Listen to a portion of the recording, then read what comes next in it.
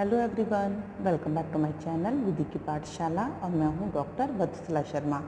और आज मैं डिस्कस करने जा रही हूं आपके साथ इंटरप्रिटेशन ऑफ स्टैट्यूट्स के एक बहुत ही इम्पॉर्टेंट टॉपिक को। जी हाँ, आज हम बात करेंगे समेकनकारी कानूनों के निर्वचन के बारे में, यानी कि इंटरप्रिटेशन ऑफ कंसोलिडेटिंग स्टैट्यूट्स।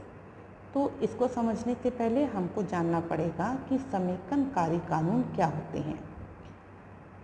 देखिए, समेकनकारी कानून वो कानून है जो किसी विशिष्ट विषय से संबंधित सभी कानूनी उपबंधों को एक स्थान पर यदि आवश्यक हो तो कुछ संशोधन तथा सुधार करके एक अधिनियम में इकट्ठा करता है। और इसको हम दूसरे शब्दों में कैसे समझ सकते हैं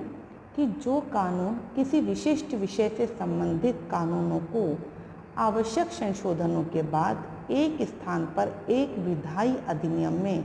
संग्रहित अथवा एकत्रित करता है, उसे समेकनकारी कानून कहते हैं। कहने का मतलब ये हो गया कि यदि हम किसी एक पर्टिकुलर विषय की बात कर रहे हैं तो उससे रिलेटेड जो भी प्रोविजंस हैं तो उनको संशोधन करके या सुधार करके जब एक ही जगह पर इकट्ठा कर लिया जाता है तो वही कंसोलिडेटिंग स्टैट्यूट कहलाता है। यहाँ पर देखिए, एग्जाम्पल के लिए हम आर्बिट्रेशन एक्ट की बात कर सकते हैं, इंडियन सक्सेशन एक्ट की बात कर सकते हैं। तो देखिए, यहाँ पर ये कहा गया है कि किसी कंसोलिडेटिंग स्टैट्यूट का इंटरप्रिटेशन करते समय इस बात को ध्यान में रखना है कि जो लेजिस्लेशन है वो प्रेजेंट लॉ को चेंज नहीं कर रही है, ना ही कोई नया लॉ बना रही है, बल्कि किसी एक स्पेसिफिक प्रोविजंस पर, किसी एक स्पेसिफिक विषय पर जो अलग अलग फैले हुए जितने भी रेलेवेंट जो कि प्रोविजंस हैं, लीगल प्रोविजंस हैं, केवल उनको उठा करके एक जगह पर इकट्ठा कर रही है। यदि किसी कंसोलिडेटिंग स्टैट्यूट का एक से अधिक रीजनेबल और रेलेवेंट कंस्ट्रक्शन पॉसिबल हो तो वही इंटरप्रिटेशन या कंस्ट्रक्शन वही एप्लीकेबल होगा जो कि प्रेजेंट लॉ में कम से कम हस्तक्षेप करे। यानी कि कहने का मतलब ये है कि जब भी कंसोलिडेटिंग स्टैट्यूट का इंटरप्रिटेशन किया जाएगा और यदि उसके एक से ज़्यादा मीनिंग निकल रहे हों तो वही मीनिंग हमारा मान्य होगा जो कि वर्तमान विधि में कम से कम हस्तक्षेप करेगा। और ये जो कंसोलिडेटिंग स्टैट्यूट्स हैं इनका जो इंटरप्रिटेशन है वो रीज़नेबल तरीके से करना चाहिए, और जैसा कि अन्य नियमों के साथ किया जा रहा है उसी तरीके से इसको भी एक सही तरीके से, एक रीज़नेबल युक्त तरीके से इसका निर्वचन किया जाना चाहिए।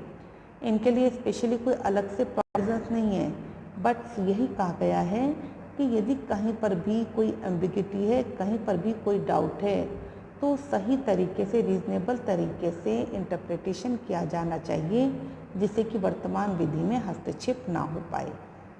कुछ यहाँ पर देखिए, हम लीडिंग केस के बारे में बात करते हैं। पहले हम बात कर रहे हैं बेस्विक वर्सेस बेस्विक, 1968 का ये केस है, जहाँ पर कि कोर्ट ने कहा कि संसद हमेशा उन लोगों से जिन्होंने कि कंसोलिडेटिंग स्टैट्यूट तैयार किया है यह आश्वासन चाहती है कि विधि में कोई महत्वपूर्ण परिवर्तन नहीं किए गए हैं। तो देखिए, यहाँ पर बार बार यही बात क्लियर की जा रही है कि यहाँ पर कुछ महत्वपूर्ण परिवर्तन नहीं है,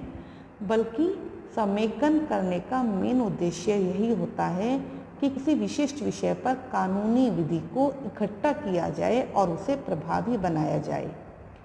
नेक्स्ट केस देखिए, पश्चिम बंगाल राज्य नृपेंद्र नाथ, 1966 का ये केस है वेस्ट बंगाल का। और यहाँ पर देखिए, उच्चतम न्यायालय ने कहा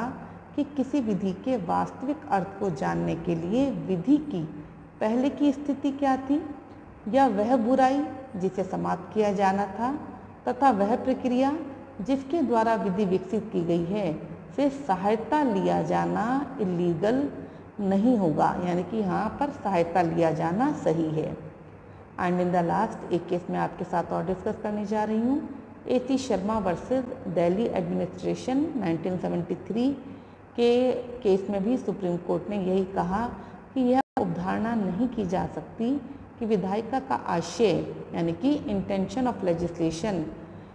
जो कुछ उसके द्वारा बिल्कुल स्पष्ट रूप से डिक्लेयर किया गया हो उससे अलग हटकर जो प्रेजेंट में जो लॉ है उसको पर्याप्त रूप से परिवर्तित करने का था। यानी कि न्यायालय ने जो स्टैट्यूट्स हैं उनके इंटरप्रिटेशन के रेफरेंस में जो भी उद्देश्य है, जो भी कारण हैं, उनके कथन तथा उद्देशिका की उपयोगिता को भी स्पष्ट किया है। तो आशा करती हूँ कि आपको ये जो टॉपिक है क्लियर हो गया होगा। Thank you so much.